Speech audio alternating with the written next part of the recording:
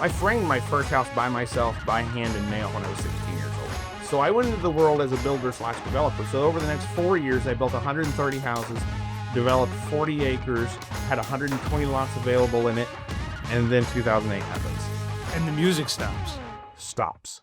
That was my breaking point. This is a production-based business, and if we don't produce, there's no business. It's that simple.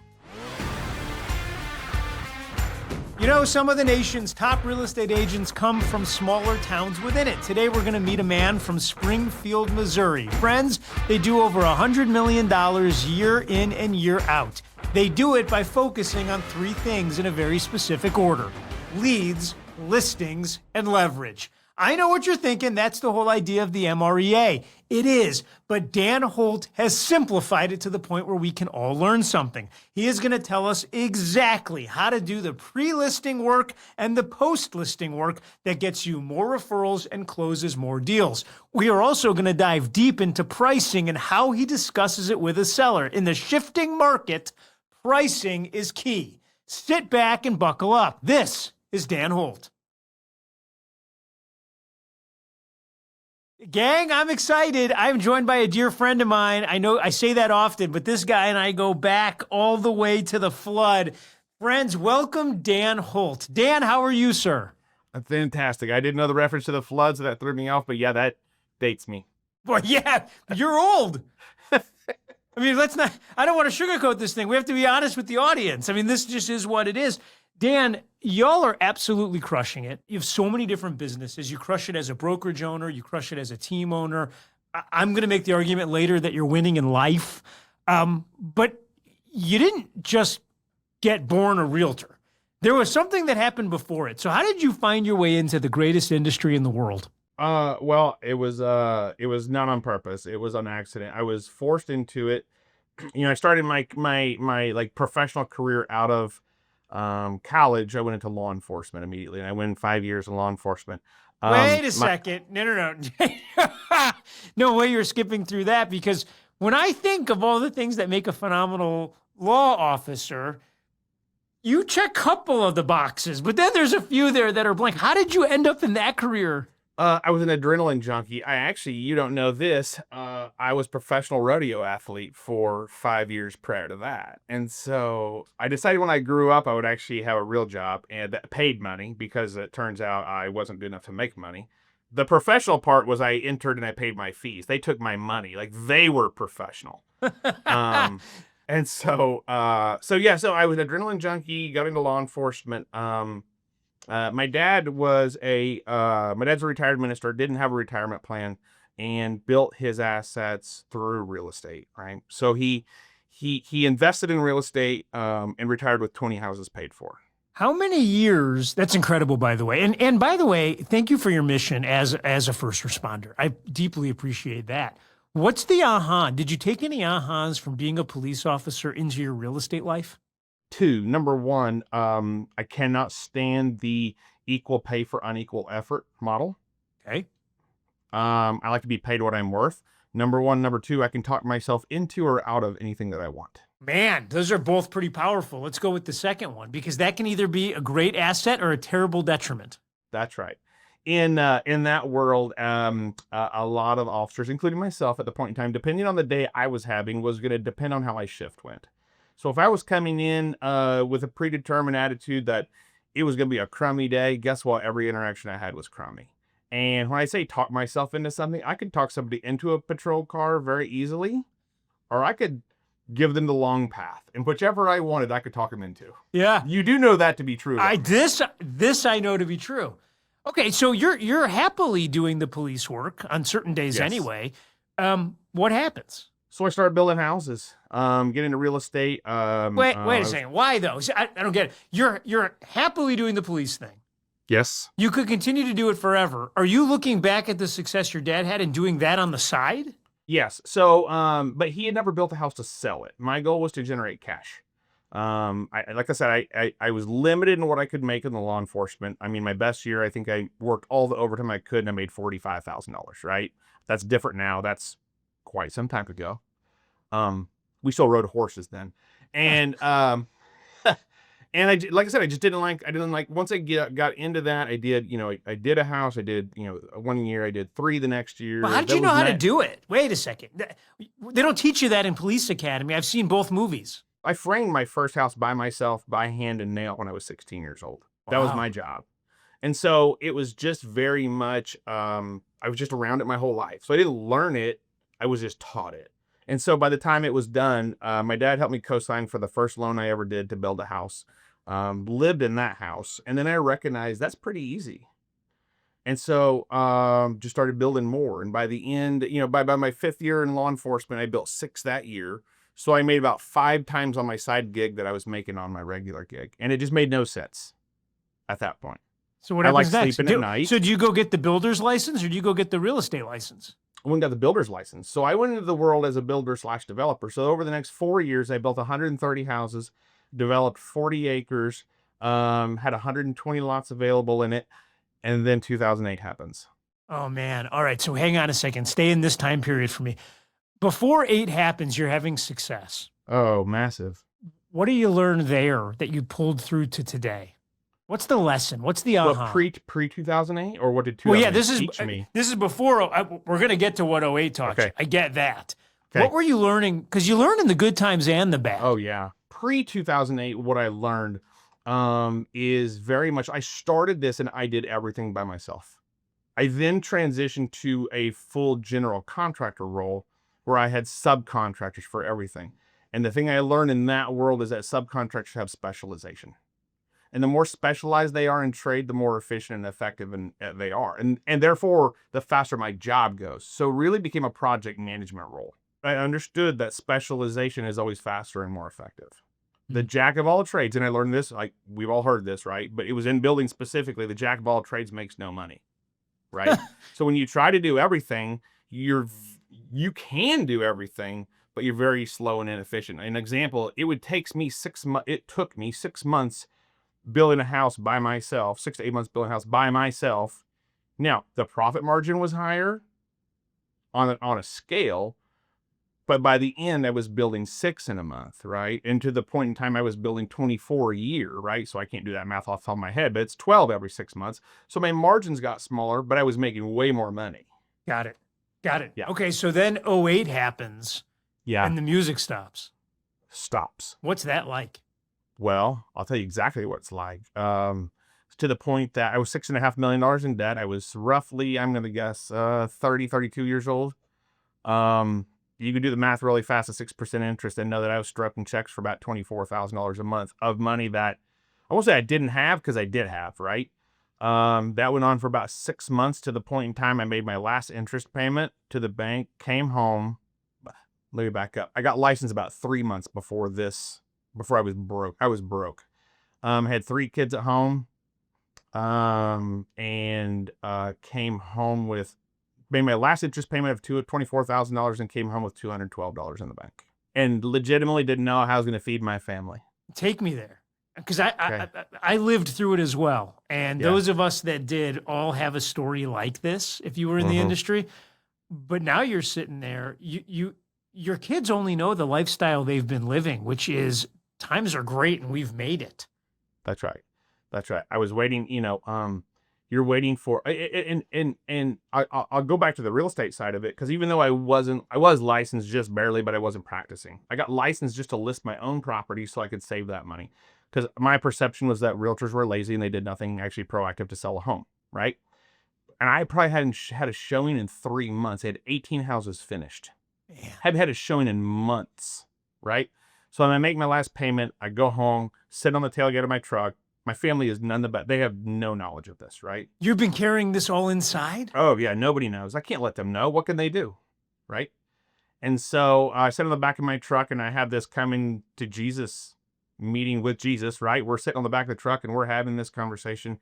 And he showed up for the meeting? Well, I think he heard. I did all the talking. Okay. And it was very much, if I was broken, right? I was broken down.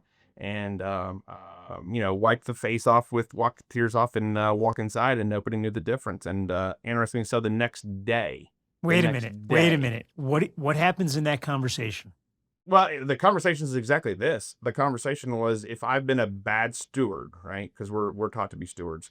If I've been a bad steward of this, and if I've been egotistical in this, take it all from me. Just make it really fast. And it wasn't going to take long because it was only $212, right? That doesn't. But it was take it all from me, and I'll start over tomorrow. I don't know what I'll do, but I'll start over. Man, And okay, so you wake up the next morning. that was a Thursday. I know that very specifically because of this. I go to the last house that we're finishing. That I have in the ground, and we're finishing it, put finishing touches on it, and it's a backsplash, right? I can't afford to pay subcontractors, so I'm doing it myself. 4:00 on Friday, my phone rings, and it's a bank. And in those days, banks didn't call you proactively for good news, right? Keep in mind, I never lost a home at this point in time. Bank calls me, and the guy says, "Hey Dan, my name's Andy. We've never met, and I've just taken over the foreclosure department for the bank." And I said, "Okay." I'd stepped outside. I had one employee still, and I said, "Hey, finish up. Roll up the tools. We'll be done. I can't pay you. Don't show back up. I can pay you this, but don't show back up on Monday. I have nothing else to do." And I step out, take this phone call. "Hey Dan, this is Andy from the bank, and I'm new to the bank. We've never met, and I'm in charge of the foreclosure department." I said, "Okay." I knew what this phone call was, but he says, "Are you still building?" And I said, "As of 15 minutes ago, yes." he says, "Well, you're the only builder that's still good with our bank and been in good standing." And he said, "Are you interested in finishing a bank foreclosure, a builder bank foreclosure for us?" And I said, "Yes, I am." Right? I didn't play hard about it. Yep. Be there tomorrow. And he says, "Okay." And he says, "What would your fees for something like that be?" And I just off the cuff, I said, "Here's the deal. My normal fee would be 12% cost plus to finish a project for anybody." I said, "But what you don't know is I'm now a licensed agent. And I know that you're also going to need to sell this property when you're done. So here's what I'll do. I'll reduce my bill fee to 10%. I'll finish the house and I'll sell it." And he says, "That's a fantastic plan. So we'd save on your builder fee if we listed it with you." I said, "Yes." He says, "Okay, meet me Monday, 8:00. Monday, 7:00. I'm sitting there. He rolls in at 8 at banker hour, 8:10. I remember all this very vividly. Like Yeah, it was yesterday. man. It's seared in my brain. And he goes, "Hey, here's the house we need you to finish." And I said, "Okay, that's fine." And he goes, "By the way, there's 26 more of them right down the line." You must have felt in your tummy the butterflies of Savior. There is no clearer message in my life of the breaking point like that. And Jen knows it. Everybody that knows me knows this story. That was my breaking point. And within 24 hours, it was answered. That's unbelievable. God is good, my friend. Oh, all the time. So now you're back up and you're running, and the rest, as they say, is history? Well, no, not really. So, here was the interesting thing. So I stayed in that mode, though I stayed in the builder hat. So my first year in real estate, I made $24,000 in compensation. So huge, right? Yeah. Next year it was like, I don't know, it was nothing, right? It was nothing to talk about. And so at the 3-year mark, so this had been like probably 10 or 11. I went to my first event, and that was Mega Camp. And I went to the Mega Camp, had some ahas from that. Came back, hung the nail bags up, and said, I'm never touching them again. Friends, we have guests from all different brokerages here. We love having everybody. Mega Camp is an educational event that Keller Williams throws, where over the course of a couple of days, you're going to hear from 4 or 5 different authors. You're going to hear from 80 plus top agents as they walk across the stage and give them their models. It's literally the MREA, but live. It's the People's Podcast live. Yeah. And you go back, man, and you light fire. I go back and light fire. Here's what blew my mind. I went and sat by myself, took notes the whole time. I was the first one there. I was the last one to leave every day. Listened to everything, took notes the whole time. I left with this. There were people doing massive amounts of business in markets smaller than ours. It was just that my perception of real estate had a tall wall at the edge of Springfield, Missouri. And it didn't go beyond that. So I only thought as big as the people that were in my market. And quite frankly, they just didn't think that big. And then I go to this national scale. I see all these people doing these huge businesses with all this adversity in these difficult markets, et cetera. And I said, I can do that. It's awesome. And I don't have to borrow money. Yeah. Well, that's the thing. When you start to compare the real estate business to the building business, right. There's all kinds of benefits. That's right. Yeah. 100%. All right, so you're off and running. I love it. We're now friends. If you listen to the show, you know what's coming next. We're about to unpack the model that drives so much of the success that Dan and his team have. It's all around the pre-listing and the post-listing, and we're going to get detailed. Now, you don't have to take the notes. If you're bombing down the freeway in your F-150 Lightning, and you don't have to go to a gas station because that's an electric vehicle, friends. If that's what you're doing, then I'll take the notes. If you don't get them, they come out every Thursday. Go to MREAnotes.com. That's MREAnotes.com. Dan, what sort of truck do you drive? F-150. There it is. Can't beat it. Never driven anything different. Well, that's not true. I've got a couple extra vehicles. F-150 all the time. It's a fantastic product. Dan, tell me exactly how the pre-list and post-list work. Start with why it matters and then hit me. Okay, let's go back to the housing. Let's go back to the building industry. There's no production builder that doesn't have a system. It's a system, right? Because you can either have a career in real estate, and you have a fantastic career in real estate, or you can have a fantastic business, and they're drastically different. Wow. Okay? So think of a production builder when you think of production, think of any business, but I think of building because that's where I came from. That's the background I came from. And consistency becomes really effective, right? And really efficient.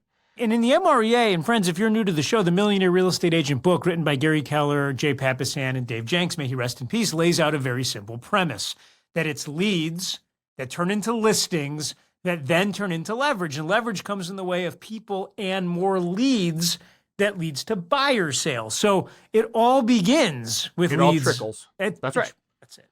That's all I focus on. That's all I focus on is generating leads that lead to listings that then obviously lead to closings and more leverage, etc. So obviously we generate leads. I'm not even going to go to that. We generate leads everywhere. I will tell you this, we buy 0 leads. It's hard for you to say we buy 0 leads and then not tell us some of the tricks to it. So give me 1 or 2 ways to generate leads today that's working for you. And I mean today. Okay. So number 1, Google. It's a phenomenal place. How do I use it? Have great SEO and not pay for it. Right? Okay, how do I do that? You have reviews. We only focus on Google reviews. So, and we don't have a ton. We have roughly 650 Google reviews. They're all 5-star reviews. We comment on every one of them. We show up when people search. We show up. So they click through that. That's a source. By the way, I got to interrupt you, Dan. Friends, if you want to get the system for Google reviews, go listen to the show we did with Nick Waldner. He's got 1,800 of them now, and he lays out exactly how to do it. Here's the key. Get the reviews and then start placing some ads on Google, whether it's the push to talk or whether it's going to be a click. That model, that dog hunts, Dan. What else you got? That's right. And so we are very intentional with repeats and referrals, right? So customers that have purchased before, we stay in communication with them. We're just good people and we talk to our people and we're front of mind, right? And we stay in communication with them after. It's not difficult. We just talk to them. We try to talk to them every quarter. Is it reality? No. Does everybody need to talk to every quarter? No, but we stay in contact with our people. We're influential in our community. And we're connected with people that generate, sphere of influence. We call sphere of influence, right? I think the biggest place, this is a whole different topic. I'm sorry. I'm going to rabbit trail for a second, but the term sphere of influence, people think that we need to be influential in their life. I need to be in relationship with people who are influential in the community. I am relying on their influence, not my influence. I think most people think it's their influence. It's not. I need to be in a relationship who have influence. Man, that's a big way of thinking about it. Okay, so all these things, and that was a bunny trail, but they're going to generate leads. They're going to generate leads. Now, we want listing leads and we want to convert them. Enter pre-listing. What does that mean? Okay, so pre-listing means that they have raised their hand at some point in time. Every rooftop, by the way, in your town is a lead. Wow. Here's the difference. Okay, so it's owned by somebody, right? The challenge is they don't know who I am, I don't know who they are, and I don't know the time frame that they want to sell in. So the way to close that gap is to then get them to know you know them, and then understand their timeline. That's a lead. That's all a lead is. I love it. Right? Now, get in a relationship with them and understand their timeline. And so that when they think of real estate, they think of you. Okay. Right? And so then we just simply stay in communication. We have a big funnel. We have a huge funnel that starts all the way with people that own a house. It can be that simple. They own a house. I know their name. And then we just push them down the funnel by staying in communication with them. We also, on the back end, we can see when they're looking at our houses and looking at our site. We have 22,000 people saved on saved searches. So we see their activity online. We can see when they unsubscribe. We can see when they look at houses favorite. And then we call them. We pick up the phone and we call them. By the way, friends, if you're calling anyone, do it in a TCPA-friendly and compliant way. I get it, Dan. They have all subscribed. You're calling them to talk to them once a quarter, because if you don't talk to them at least 4 times a year, it's hard to say they're your people. That's right. That's right. Okay, so now you got someone who raises their hand and they're close to now. What's the pre-list system? So the pre-list system is this, and let's just pretend that I've set an appointment. Okay. Right? We're down the trail that far. We've set an appointment. We try to set an appointment a minimum of 3 days out, maximum 5 days out. Okay. Okay, because you need some of these things to work. So they're going to get information delivered to them in person. That is the same thing every time. Everybody gets it. Most would call it a pre-list packet. It's really just a value proposition of the team. It's really just, this is who we are. Welcome to the team. Meet the team. And that's hand delivered? Hand delivered. So it's in color. It looks great. It's got a bio for everyone, all your accolades. As brief as could be, and drives into the reviews so they can see the reviews, right? It's just an informational pack. You think my mom wrote it. It says all wonderful things. Yeah, I love that. Does it say anything about your mission or your values? No. What does it say? It's our results. When they list with us, they're buying into a system. Love it. So it's you have something to sell. I have a system that does it in the time that you want with the least amount of headaches for the most amount of money. And I would argue that's the value. And here's the proof. Okay, love it. That's number one. What else you got? Okay. So then next, they get a follow-up phone call, right? Hey, this is Dan. This is who I am. This is who your listing agent is. Looking forward to meeting with you. The next thing they're going to get. Wait a second. Don't rush through it. Pretend I'm answering. Do it with me. Hello? It's a very simple phone call. Hey, I'm Dan. I know that you talked to Mark previously in our office, and he scheduled an appointment for you. I just want you to know that we're set for Thursday at 2:00. I know that you probably got the information that we left for you, because we don't meet them. We don't try to meet a time to leave it with them. We just leave it for them. Yep. Right? Have you had a chance to look at that? It's either yes or no. Yes. If it's no, great. It's great. Fantastic. I know that you have questions for that. My intention is not to answer those questions now, but have those ready when we meet. You'll also notice that there was a copy of a blank set of seller's disclosure statement in that, and there was also a CMA in that. Don't read into any of that at all, because we're going to talk in person at that. I look forward to seeing you. That's it. Okay. Now, what's the strategy behind including the seller's disclosure, but not asking them to fill it out ahead of time? Well, it's two things, right? So I'm looking to close, right? Always be closing. Yep. If that is filled out and signed, I feature cast through 40% of my listing presentation. Got it. So that's a signal when you come to where you are in the process. That's right. Love that. All right. So number one was dropping off the stuff. Number two was making the phone call. What's number three? Actually, I guess to back up, one would have been the pre-call, right? Okay. So we've always done 4 steps. Got it. The most important one, I think, is after the appointment, because regardless of after the appointment, the day after the appointment, there's a phone call from the listing manager. And it's just a follow, because I don't always sign paperwork in person. Okay. Probably 50% of the time we do, 50% of the time. And I ask them, it's their preference. I have it there and I have it ready with me, right? In case they want to review and et cetera. But the phone call afterwards is the presumptive close if it's not closed yet. And they schedule photos that next day. So what does that sound like? Hey, this is Paige from Holt Homes Group. And I know you met with Dan yesterday. And I'm looking at photographer's schedule, and I just want to know if today or tomorrow, whichever day is a better time for us to show up and take pictures of your home, start getting the marketing process ready. And that's whether we've signed the agreement or not. That's right. Well, if I have signed it, it's a fantastic follow-up. Sure. If I haven't signed it, it's a fantastic presumptive close. And okay, and in the case, and they feel it for the first time. They go, "This is a system. This is a system. I feel what the leverage feels like. This is an organization that is put together that is prepared to sell my home." Got it. So do they sometimes say to her, well, we haven't signed the paperwork yet. What do you mean, when the photos? Well, we may as well get photos ahead and scheduled in the event. And if you need me to have Dan call you back, he will. That's so good, man. Okay, so I want to make sure I get this. So number one, they're going to set the appointment, or you're going to set it. Number two, we're going to hand drop off this package. Yes. Then we're going to call before the appointment to see if they got it, see if they didn't. Let them know we're not answering it now, but I can't wait to meet you. I can't wait to see you. That's right. Then I'm going to do my listing presentation. It's highly consultative. Then regardless of whether I get it or not, the next day the listing manager is calling to set the photos. They assume I closed it. I love it. What's next? That's it. That on the pre-list. That's the list. So then I don't touch anything after that. And that's a whole different system, right? That's an ops system. Let's talk about the listing consult, if you don't Okay, mind. sure.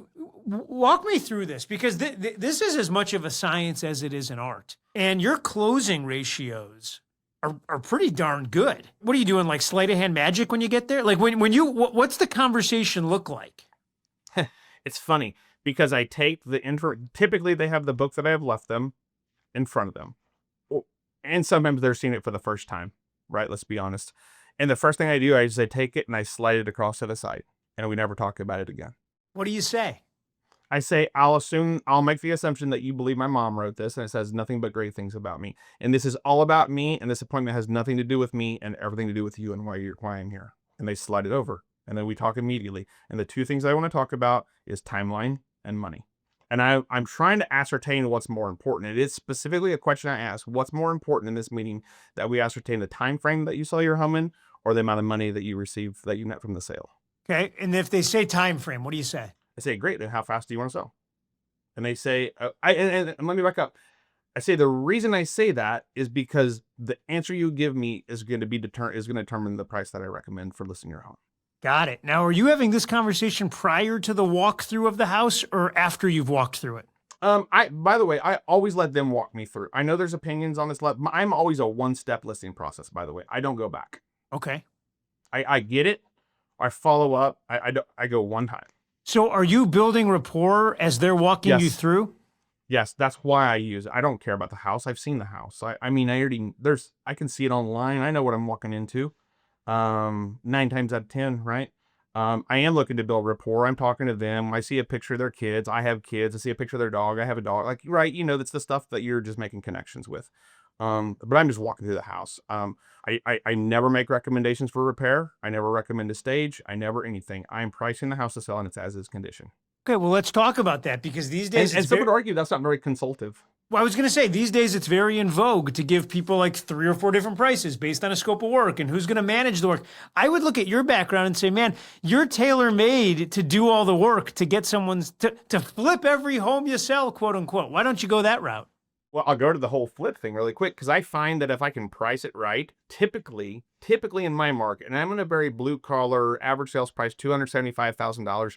I don't see the margins for people to drastically make. I want the house on the market today. Got it. That makes sense to me. If I can't, and I tell them, I said, I will never make a recommendation to you that you can't make a return on your investment. If we're just going to trade dollars, let's just reflect it in the price. How do you explain your role in their process? Because you're so highly leveraged. I mean, you're not setting the photos, you're not setting the showing. What do you tell them about you? I say the fantastic thing about me is that I have an entire team behind me that's going to help you market and sell your home. I'm going to come in, I'm going to help you price it, and we're going to look at the market as a whole, and we're going to strategize based upon your timeline how we're going to price your home. And from there, you're going to, and I always tell next steps, right? From there, you're going to talk to Paige, the marketing manager, or Monica, our director of ops, and that kind of depends on price point, is depending on who they get.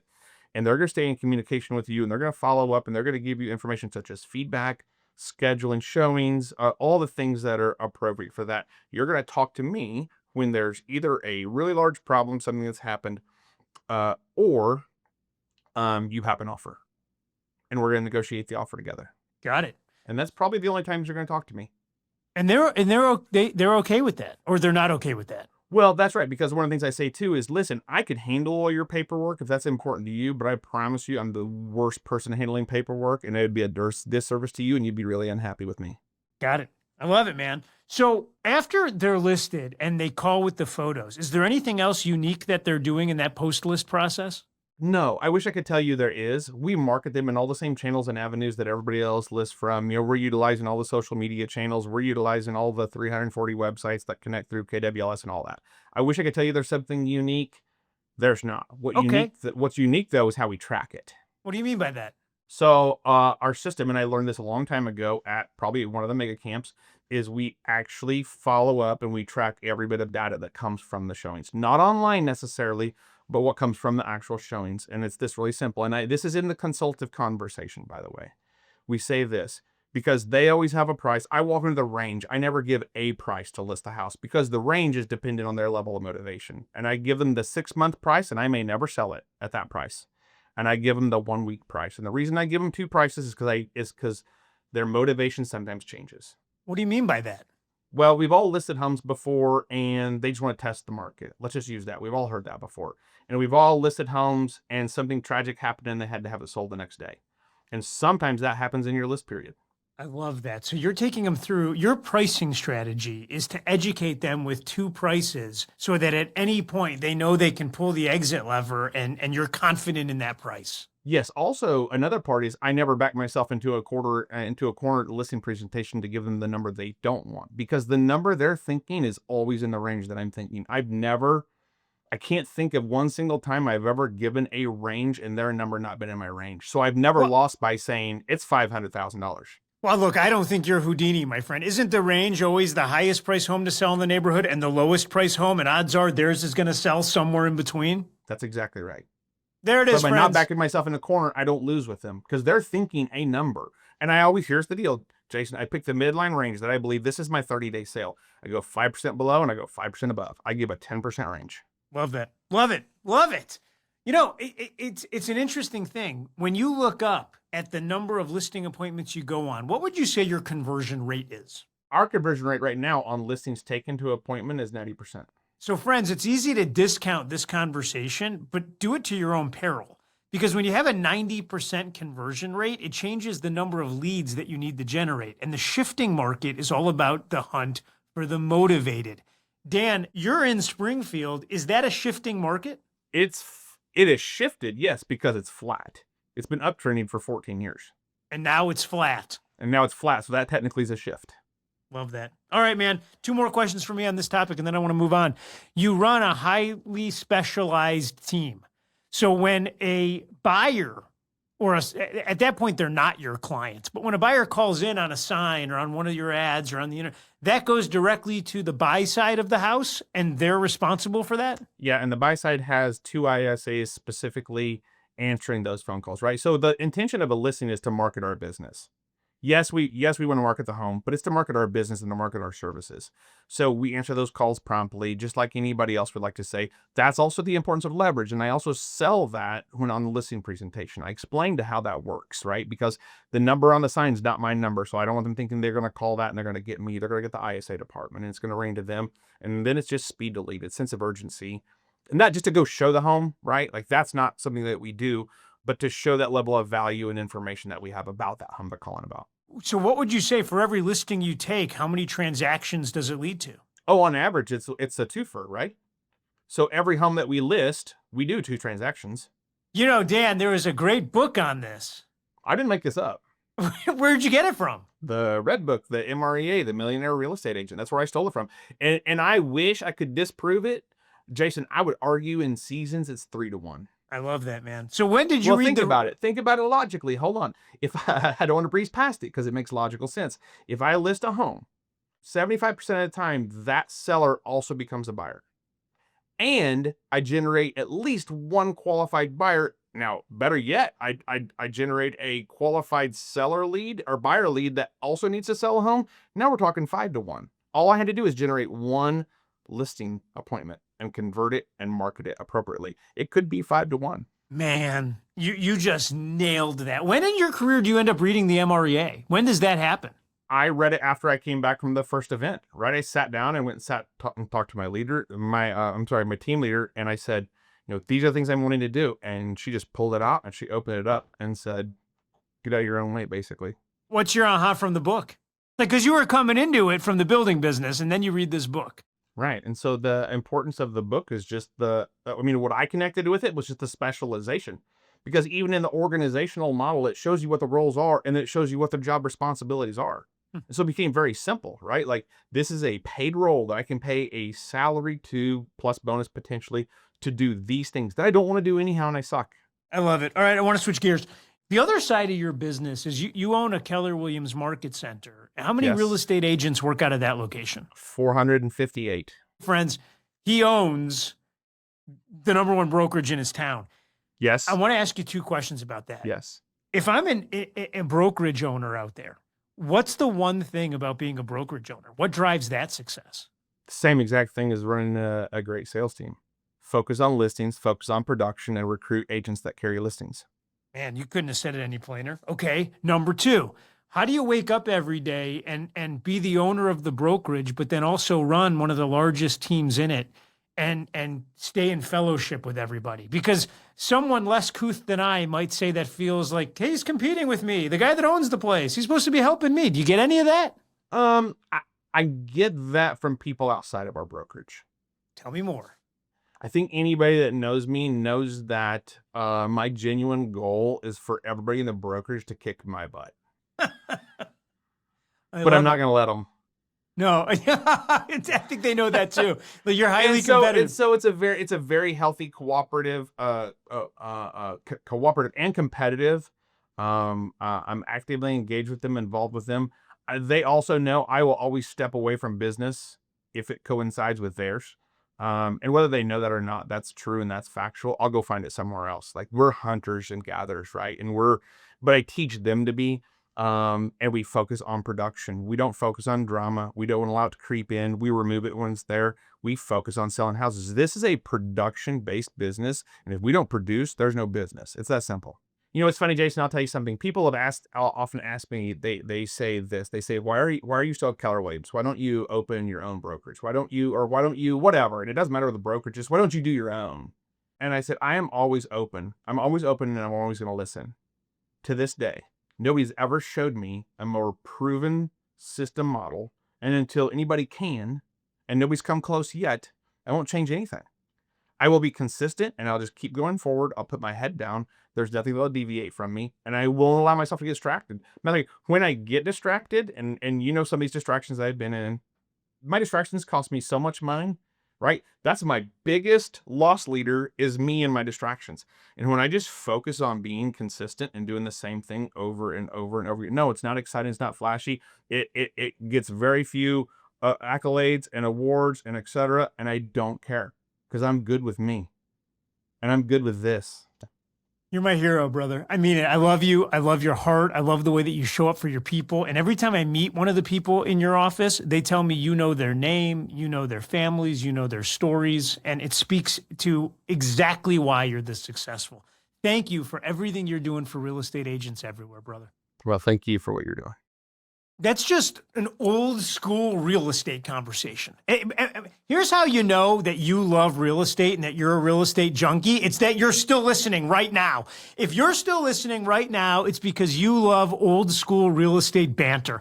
I mean, let's be honest. The guy's a genius in the simplicity, and he's also so humble about it. But let's talk about what he's doing. He's generating leads. He's doing that on the listing side, and then he's leveraging the properties that it lists. Could it be any more simple? I mean, that's the mainstay from the MREA.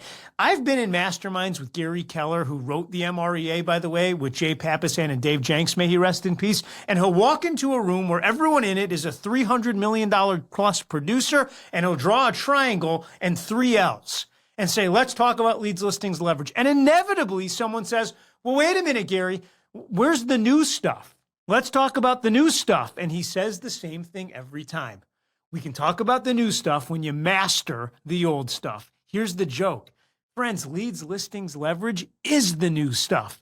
That's what we're going to be talking about from now until the end of time because it's the foundation of a healthy real estate business. And sure, there might be some changes that have happened to the industry along the way, but that is as true as it was the day that they wrote it.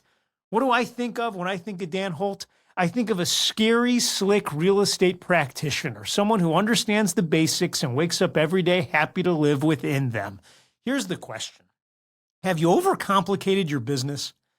Because some people set out to build a huge business, and I want to say it's slightly different. What if you just went out and made a bunch of money? You see, you don't have to have some sort of huge business with a massive org chart and really complicated anything. What you need to understand are the basics and the models that revolve around them. I generate leads to list properties. Those listings turn into leverage in the form of buyer leads. For every house I list, I'm gonna go sell 2 or 3. That's the math. Go for it and do likewise.